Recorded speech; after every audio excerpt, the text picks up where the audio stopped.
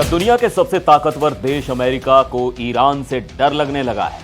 क्या अमेरिकी सरकार को यह एहसास हो गया है कि मिडिल ईस्ट अब उनके नागरिकों के लिए एक कब्रगाह बन सकता है? ये सवाल इसलिए उठ रहे हैं क्योंकि अमेरिका ने एक ऐसा अलर्ट जारी किया है जिसने पूरी दुनिया में खलबली मचा दी है। अमेरिका ने अपने नागरिकों से कहा है कि वो तुरंत, जी हां, इसी वक्त मिडिल ईस्ट के लगभग सभी देशों को छोड़ दें। ये कोई आम एडवाइजरी नहीं है, इसमें साफ शब्दों में लिखा है डिपार्ट नाउ, यानी अभी निकलो। नमस्कार, मैं हूं सिद्धार्थ प्रकाश। आज हम बात करेंगे उस खौफनाक मंजर की जो इस वक्त वेस्ट एशिया में बन रहा है। इजराइल और ईरान की दुश्मनी अब एक भयंकर रूप ले चुकी है और इस आग की लपटें सीधे अमेरिका तक पहुंच रही हैं। लेकिन सबसे बड़ा सवाल यह है कि आखिर अमेरिका इतना घबराया हुआ क्यों है?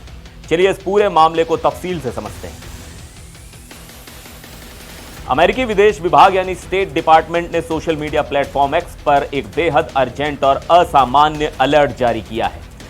कॉन्सुलर अफेयर्स की असिस्टेंट सेक्रेटरी मोरा नामदार ने साफ साफ लिखा है कि सुरक्षा के गंभीर खतरों को देखते हुए अमेरिकी नागरिक कमर्शियल उड़ानों का इस्तेमाल करें और तुरंत नीचे दिए गए देशों से बाहर निकल जाएं। अब आप सोचेंगे कि वो देश कौन से हैं? लिस्ट बहुत लंबी है। इसमें Israel, West Bank, Gaza, Lebanon, Syria, Iraq, Jordan, Saudi Arabia, Yemen, Oman, Bahrain, UAE, Kuwait, Qatar और खुद ईरान शामिल है। हैरानी की बात यह है कि इस लिस्ट में मिस्र का नाम भी है, जिस पर ईरान ने अब तक कोई हमला नहीं किया है। जरा सोचिए, इस एक आदेश का असर मिडिल ईस्ट में रहने वाले करीब 5 लाख से लेकर 10 लाख अमेरिकी नागरिकों पर पड़ने वाला है। अकेले इजराइल में और वेस्ट बैंक में ही 2 लाख से ज्यादा अमेरिकी रहते हैं। अमेरिका ने तो अपने दूतावास के कर्मचारियों और उनके परिवारों से भी कह दिया है कि अगर वो इजराइल छोड़ना चाहते हैं तो आज ही निकल जाएं। अब सवाल उठता है कि आखिर अचानक ऐसा क्या हो गया? दरअसल शनिवार को अमेरिका और इजराइल ने मिलकर ईरान पर बमबारी की। इसके बाद ईरान ने भी खामोश न बैठते हुए सीधा पलटवार किया। ईरान ने इजराइल के साथ साथ उन अरब देशों पर भी बैलिस्टिक मिसाइलों और ड्रोन से खतरनाक हमले किए हैं जहां अमेरिकी सैन्य ठिकाने मौजूद हैं। आंकड़ों पर गौर करें तो हालात की गंभीरता समझ में आती है। अमेरिकी सेना के सेंट्रल कमांड यानी सेंटकॉम ने माना है कि शनिवार से शुरू हुए इस संघर्ष में कुवैत में उनके 6 सैन्यकर्मी मारे गए हैं और 18 बुरी तरह घायल हुए हैं। इसके अलावा मंगलवार तड़के सऊदी अरब की राजधानी रियाद में मौजूद अमेरिकी दूतावास पर भी 2 ड्रोन से हमला हुआ है। हालांकि इसमें नुकसान कम हुआ है, लेकिन अमेरिका के लिए ये एक बहुत बड़ी चेतावनी है।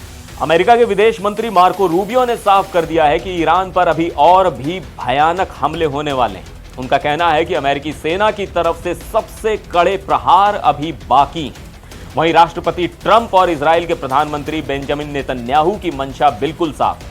वो इन हमलों के जरिए ईरान में ऐसी स्थिति पैदा करना चाहते हैं जिससे वहां की सरकार ही गिर जाए। अमेरिका का दावा है कि उन्होंने अब तक के हमलों में ईरान के डिफेंस सिस्टम को कमजोर कर दिया है और अगले 24 घंटों में ईरान के मिसाइल प्रोडक्शन और ड्रोन ठिकानों पर बड़े हमले की तैयारी है। लेकिन ट्रंप ने यह भी स्पष्ट किया है कि ईरान के खिलाफ उन्हें अपनी फौज जमीन पर उतारने की जरूरत नहीं पड़ेगी। अब सबसे बड़ा संकट यह है कि अमेरिका ने अपने लोगों को मिडिल ईस्ट छोड़ने को कह तो दिया है, लेकिन उनके लिए कोई इवैक्यूएशन फ्लाइट यानी रेस्क्यू उड़ानें नहीं लगाई। लोगों से कहा गया है कि वो कमर्शियल फ्लाइट से जाएं, लेकिन सच्चाई ये है कि इस वक्त पूरे इलाके में उड़ानें ठप पड़ी हैं। Israel, Qatar, Syria, Iran, Iraq, Kuwait और बहरीन ने अपना एयर स्पेस बंद कर दिया है। इजराइल का मुख्य एयरपोर्ट अगले हफ्ते से पहले खुलने की उम्मीद नहीं है। ऐसे में सवाल यह है कि लाखों अमेरिकी नागरिक इस युद्धग्रस्त इलाके से बाहर कैसे निकलेंगे? क्या वो इस भयंकर बमबारी के बीच फंस कर रह जाएंगे? तो मिडिल ईस्ट के हालात इस वक्त बारूद के उस ढेर की तरह हैं जिसमें आग लग चुकी है और धमाका कभी भी हो सकता है। आपको क्या लगता है, क्या अमेरिका और इजराइल मिलकर ईरान की सरकार को गिरा पाएंगे या फिर ईरान का यह पलटवार अमेरिका पर भारी पड़ेगा और दुनिया एक और महाविनाशकारी युद्ध की तरफ बढ़ जाएगी? अपनी राय कमेंट बॉक्स में जरूर बताइएगा। फिर मिलेंगे एक और वीडियो में। आप देखते रहिए एनडीटीवी इंडिया।